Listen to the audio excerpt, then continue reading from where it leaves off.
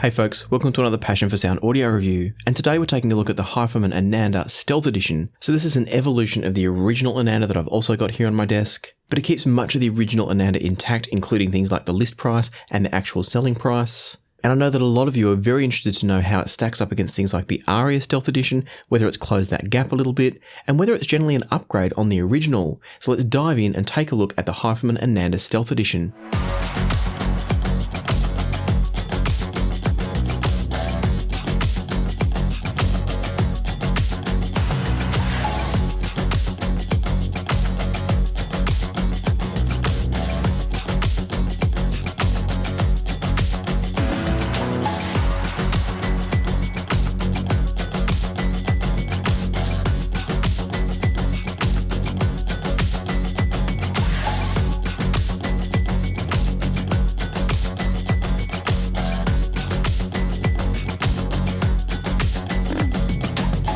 The first things to cover off about the Ananda Stealth Edition is that the price, as I said in the intro, is still listed at $999 US, which is exactly the same as the original, but it's also actually selling in most places that I've looked for $699 US. So it places it realistically in that mid-range tier of planar magnetic headphones, and indeed any headphones. It's in that mid-tier range, and so I've considered its performance more at the $700 US level than the $1,000 US level, because that seems to be what you're really going to spend on it. Other than some of the technologies on the inside of the headphone that we'll talk about very briefly in a moment, the only other things that you can kind of see as differences between these two headphones come in the form of a slight change in impedance, where we've gone from 25 ohms in the original to 27 ohms in the new version.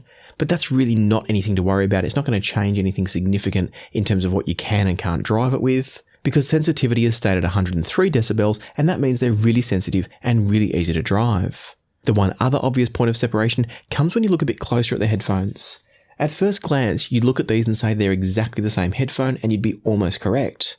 The only difference that you can see aesthetically is that the grille on the Stealth here is slightly raised. Now you'll see this in the B-roll better than I can show it here, but on the original Ananda, the grille is basically flush with the black housing of the actual drivers. And then when you look at the Stealth version, it just sits out a little bit. So you can probably get some sense of it here, that it just sits a little bit high. It's probably only 2mm high, but it's just enough that it does clearly look different from the original. But that is the only thing that looks different. Everything else is identical. Same pads, same headband, same shape and size of cups, same 3.5mm inputs on the bottom for the cables. The cable that comes with it, I think, is the same. I haven't compared them, but it's roughly along the same lines. It's that general kind of HiFiMan okay quality cable. For me personally, I prefer the flat flush grills that are on the original Ananda, but I don't see any problems with these. I don't think that looking at them, anyone's going to go, oh, that's disgusting, I don't want this. It's not quite as attractive to me, but it's not a reason that I wouldn't consider buying these. And so what I'd say is that overall, the build quality of the Anandas continues to be solid but average. I know some people still think that HiFiMan has a bad level of quality control. I certainly haven't experienced that. I've owned every single model of theirs except the HE1000, and I've had no problems with any of them across the board. So I don't think there's a quality issue anymore based on my experiences, and indeed chatting to a lot of channel patrons, I haven't heard anyone in recent times say that their HiFiMan has had a problem. Of course, there'll always be exceptions, but it doesn't seem to be across the board a big thing to worry about. And so the build quality again is solid, it's okay, comfort is good. And then again, the continuation of the 3.5mm connectors I think is great, because you can keep using the same cables you might already have, or if you do invest in other cables, you can use them for multiple different headphones. So in terms of comfort, ergonomics, build quality, everything's really just the same with the new Ananda, and I think that's great. It means it's solid, it's not going to set the world on fire, but there's absolutely nothing wrong with it. And so let's talk about sound quality, and rather than sit here and give you a separate sound quality explanation of the Stealth version and then do comparisons, I think I can paint a better picture in this one by jumping straight into comparisons. And the most obvious comparison first is to put these two side by side. So we've got the original and we've got the Stealth version. One of the tracks I listen to when comparing these, and as always, I listen to a bunch of different music, not just this one track, but the one I chose to make notes on was Squib Cakes by Tower of Power. What I found as I listened to these, and I started with the original Anandas as kind of my baseline, and listening to Squib Cakes through the original Anandas, what I found was they brought the cymbals forward a bit in the mix. They've got a bit of extra treble in their tuning, as most HiFiMans do. And so the cymbals are a little bit forward in the mix, and also texture and detail is very prominent, and not necessarily in a bad way, but for some people it will be too much. The bass line from the organ and the bass guitar have a good sense of texture and punch and speed, but they're probably just a little bit lightweight compared to the amount of treble there is. So it's not so much a question of the quality of the bass in these, it's just the overall tonal balance. There's probably just a little bit too much treble emphasis, and it means it's hard to kind of get the sense of presence and body and weight from the bass that's there. Separation of sound is good, but the overall soundstage isn't huge. It's not a bad staging headphone, but it's also not class leading in any way. And so really what tends to save these from sounding in any way congested, because they're not a hugely spacious sounding headphone, is the fact that they separate sounds well. There's a guitar solo in Squib Cakes at around 1 minute 30, and when you get to that point, the Anandas do a wonderful job of separating that sound out. The guitar is clearly placed in space with nothing else too close to it, and so even though the soundstage isn't huge, and it's not tiny either, but even though the soundstage is just modest, you do get a very good sense of separation. Speaking of separation, I found that the rhythm guitar throughout this track kind of jumps out of the mix, and possibly not in a good way. It is a little bit distracting how when you start to listen to the different instruments, the rhythm guitar almost sounds a bit too separate at times, and that could be the mix, it could be the headphone. It was just something I thought I'd point out in case you're listening and you wanted to get a sense for what I was hearing from the original Anandas. And so overall, coming back around to these, and I've obviously reviewed the originals before, you can check that review out for my full listening notes and comparisons of the original. But coming back to them again, listening to them in the context of this review, it reminded me that they're an excellent headphone, particularly for the price. They do a good job of separating sounds, but they are still just a little bit treble happy for me, and that can be a good thing or a bad thing depending on your tastes, your source chain, etc. And so I like them, but I also recognise they're not the perfect headphone. Moving now over to the Stealth Edition, and what I immediately heard was a greater sense of space. The stealth magnet treatment, and I believe there's also a change in the diaphragm material, which is why the impedance has changed slightly. That combination has led to a much better sense of space in the overall soundstage, including both the overall sense of space, but also the separation is even better still. The bass is also more prominent and impactful, and this doesn't show up so much on the frequency response charts that I'll show you. It's more something that I think is to do with the behavior of the diaphragm.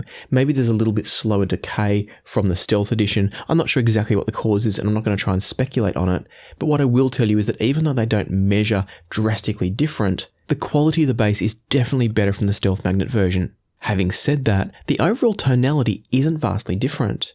And so I think what we're seeing here is that the tuning is not a huge departure between the two, but what you're getting is a more refined overall sound, which means the treble is a bit less aggressive, and that's not to say the original is horribly aggressive or horribly in your face, but I think they've just tamed it a little tiny bit with the Stealth Magnets. And the theory behind that, by the way, is that the design of the shape of the magnets is going to create less turbulence in the waveform that leaves the driver and gets to your ears, and that could easily be the reason why we're getting a much smoother treble. So we're not going from like a super harsh and aggressive treble to a super smooth treble. We're going from what was already quite good, but could be just a little bit too energetic, to something that is still fairly prominent, but a bit more refined, a little bit more controlled. Combine that with what I perceive to be a slightly better sense of decay in the bass, and what you've got is a headphone that comes across just a little bit tonally richer, with slightly better sense of bass presence, but it's more about overall tonal balance. Maybe tonal control is actually a better term, just being better on the Stealth Edition. As I said before, the sense of separation and space are both better in the Stealth version, but really interestingly, as I listened to Squib Cakes, I wasn't finding that those sounds were jumping out of the mix as much. And so what was curious about it was I could hear the separation more clearly, but it was also more coherent at the same time. It's almost like with the original Ananda, something about the way they deliver the sound, it's either everything's all together or something's being pulled out. With the Stealth Edition, it's much more just a case of everything's in its place, you can hear whatever you need to at any point in time, and if something in the mix has been highlighted, such as a soloist, that's going to come forward but still stay a part of the overall mix. And again, that probably comes back a little bit to better overall tonal balance and a better transition from bass through mid through treble, but the end result is a lovely improvement in my opinion. Now, this isn't to say that HiFiMan have suddenly created the perfect headphone and this is it, because I do still find the Stealth Edition can be just a little bit too treble happy still. It does a better job of controlling the treble than the original, but the overall tuning is still imperfect.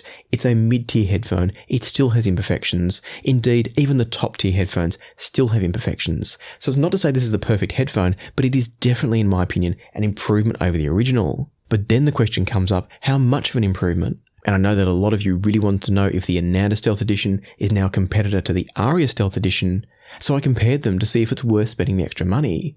Because it's a fair jump. You're going from a $700 headphone in the Ananda Stealth up to over $1,000, well over $1,000 for the Arya Stealth. And so no doubt a lot of us would rather stay under the $1,000 mark if we can, so I compared the two to see if it's worth the extra step. One of the tracks I used here was Belly Fuller by Ramona Falls. And again, the Ananda Stealth produced a lovely sense of space on this recording. This is a great album for space and general imaging as well. It's an album I really like. It's not a particularly common one, but one I'd recommend if you like sort of kind of alternative indie rock type of stuff that's well recorded. And what I was hearing from the Ananda Stealth was, as I said, a good sense of spaciousness and separation, plenty of details and textures in the mix, and an overall smooth delivery in a good way. So as I said, lots of texture, lots of detail, but not overdone. The delivery was still smooth enough to be enjoyable, but textural enough to be exciting and interesting. Going over to the Arya, and it was very evident straight away how much harder the Arya is to drive than the Ananda. We're not talking Susvara levels here, but it's definitely a good step up in terms of volume. We're talking sort of 6 to 10 clicks on most devices, depending on how it's measured. But once you get the volume right, what you're getting is a much better headphone. The Arya Stealth is clearly a step up in terms of separation, textural detail, so overall sense of resolution. And a good example of that is there's a sound in this track. It's a percussive sound that pans from left to right through the mix, and I didn't even notice it from the Ananda. It was one of those things that's very subtle, it's in the background, and the Arya's sense of resolution and detail retrieval allowed me to hear it. It didn't overemphasize it or push it at me, but I could suddenly hear it, which I didn't even notice from the Ananda. Of course, if you go back and listen for it on the Ananda, you do hear it there, but it's less well resolved compared to the Arya. Another thing that I found very interesting from the Arya Stealth was that it somehow managed to balance giving more air and texture and up-end detail, as well as providing more bass. And this is unusual. Normally, if you get extra bass, you lose treble detail due to things like masking, due to the need to actually balance things, so more bass often means less treble. But in the Arya, you're getting a bit of both. So if you go from the Stealth Ananda up to the Arya or go straight to the Arya, what you're getting is actually a headphone that delivers more bass and more treble, more resolution and more space in the soundstage. It's just clearly a better headphone. And indeed, as I listened to them back to back across a whole bunch of different tracks, what became incredibly evident to me was that they definitely sound like they come from the same place, because they do. They've got that sort of HiFiMan house sound, if there is such a thing. And so the tunings are similar, but the Arya is just a better version in every way. It's an extension of what the Ananda is, or maybe the Ananda is a trickle down of what the Arya is. But the Arya does everything better. There's not any area that I could pick where I'd say I like the Ananda better for this. I think the Arya is across the board the more enjoyable headphone. And so if you do have the money to spend, the Arya is the better choice. If you don't have the money for the Arya though, the Ananda is not a bad choice. I'm not sitting here going this is crap and the Arya is fantastic. What I'm saying is you've got two excellent headphones and there is a reason to spend more on the Arya if you've got the budget. But now let's come back around and say that maybe you don't have the budget and you're looking at that $700 odd US price range. Another option that I love in that price range is the recently reviewed HarmonicDyne G200. It's another planar magnetic headphone. It's not entirely perfect, but it's a headphone that I really found myself enjoying. And so I threw that on and jumped between the Stealth Edition Ananda and the G200 to see what I might hear. And I ended up trying 2 different tracks on this one and making notes on them because there's a few things to talk about. The first track I tried was The Letter by James Morrison, and the very first thing I noticed was just how mid-forward the G200 is when you've come from the Ananda Stealth. At first it was actually a bit off-putting. I had to give my brain a bit of time to adjust to it. And as I did adjust to it, what the mid-forwardness or the mid-focus of the G200 does is it really brings vocals to the front of the mix. So if you do enjoy focusing on vocals, if you like to hear all the mid-range details, the G200 is wonderful. But it's not to say it's necessarily better than the Ananda, it's just a bit different. And so what you're getting with the G200 is this wonderful pronounced vocal. So James Morrison's vocal in this case was lovely and forward and clear and present in the mix. Everything else took a bit of a backseat. And if I had to pull out one thing I wasn't so impressed with, it was there was a bit of a lack of overall sense of space. By having all that emphasis on the mid-range, everything else did feel a little bit compressed. I mean physically and spatially compressed there, not dynamically compressed. Good sense of dynamics, good sense of detail, but everything was within a fairly small space, and even though the separation was decent, you don't get a good sense of space in the overall soundstage. Going back to the Ananda Stealth then, what I heard was much more emphasis in the upper mids and up into the treble. And that can be good or bad. It's something that I don't always enjoy is that upper mid-range emphasis, but if it is balanced well, it can bring a sense of clarity and texture and detail that can be really enjoyable. And indeed, in the case of the Ananda Stealth, it does bring a wonderful sense of clarity and detail and resolution, but it also made this particular track, this recording, a little bit hard to listen to. I wasn't enjoying my time with the Ananda Stealths, but I was able to easily enjoy it with the G200. And what I found before I stopped listening to this track was that I felt like the Ananda Stealth Edition sounded more technically capable, but that doesn't mean it necessarily is, so I can't say it is a technically better headphone. What I'm saying is it seems to sound more technical, and that's because of the sense of detail retrieval and clarity in that upper mid and treble region. But at this point I was conscious that it could have very much been the recording I was taking notes on, so I moved to another track. And it's a good thing I did, because I think that particular track was not really supporting either headphone's strengths. I don't think it was a particularly good recording, and I don't always test only with good recordings, because I think poorer recordings show you a lot about the headphone too. In this case, it showed me that the Ananda Stealth is not particularly forgiving of a poor recording or a poor setup in terms of your source chain, but also it showed me that the G200 can sound a bit congested and isn't really going to help you to open up a recording that isn't already spacious. The track I moved on to was You Don't Know Me by Michael McDonald, and trying that track on these two was quite a different story. The G200 was obviously still going to be mid-forward and sort of vocal-focused headphone, but what I was able to hear now was that the G200 to me provided the more realistic rendition of Michael McDonald's voice. The vocal was more focused in space and had a better sense of richness, which Michael McDonald's voice does. If you've listened to any of his recordings, particularly across a wide range of different sources, so different speakers, headphones, etc., you'll know that his voice has a sense of richness and depth to it. And so I did feel like the G200 was giving me a more natural sense of that, whereas the Ananda Stealth Edition kind of thinned out the voice a little bit, because it does have a little bit of a V-shaped tuning, meaning that you've got some bass, you've got some treble, but there's a bit of a pullback on the bass. And so it is a trade-off. That sense of technicality, that detail retrieval, that extra sense of treble, you're getting that at a cost with the Ananda, and indeed most headphones. So if you want that sense of resolution and texture, you need to go with the Ananda, but go with it knowing you're going to lose some richness in the vocals.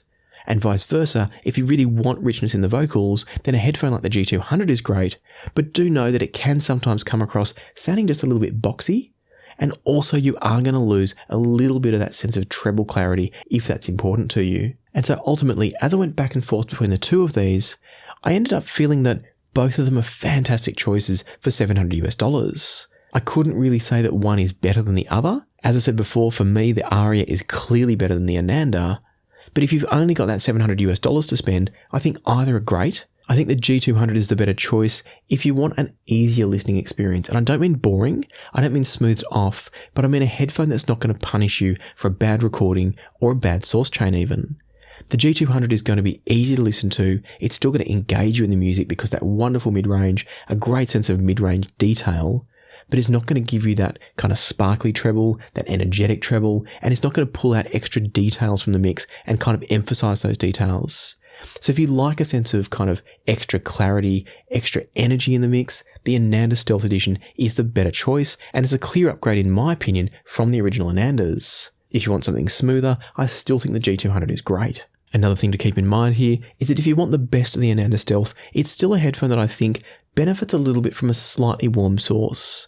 And what I mean by that is if you can run it off tubes, it sounds wonderful. If you have a solid state amp that's just got a bit more body and weight to it, a bit of richness to it, so maybe an Asgard 3 or a Jotunheim 2 from Shit, possibly one of the Burson amps running the V6 Classics instead of the V6 Vivids. Any of those amps that have got a slightly richer, warmer sound are really going to suit the Ananda, and they've got plenty of treble energy to offset any richness or thickness in the amp. That's not to say I would only run them with those amps, because I was running them mostly off things like the TT2 and the Burson Soloist GT that are both very, very neutral. So it's more a point of saying that if you don't like the sound of that extra bit of treble energy, it's not so extreme that it can't be fixed with a richer amp. And it's also to say that if you've got a neutral, clean system, they can still sound wonderful. The one thing I would say is they're probably not going to be great if you've got a very edgy and kind of clinical sounding setup. That might be a step too far, but then maybe you love that. And so to bring all this to a close, what I'm going to say is the Stealth Edition Anandas for me are an excellent upgrade. If you're in the market for one or the other,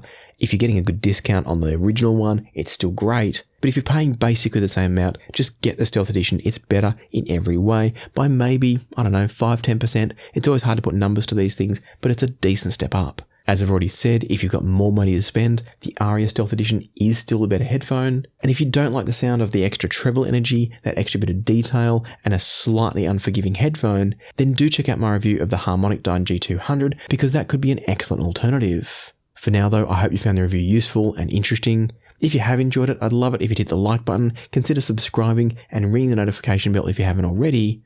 But for now, let me leave it to the music, so happy listening, and I'll see you here next time on Passion for Sound.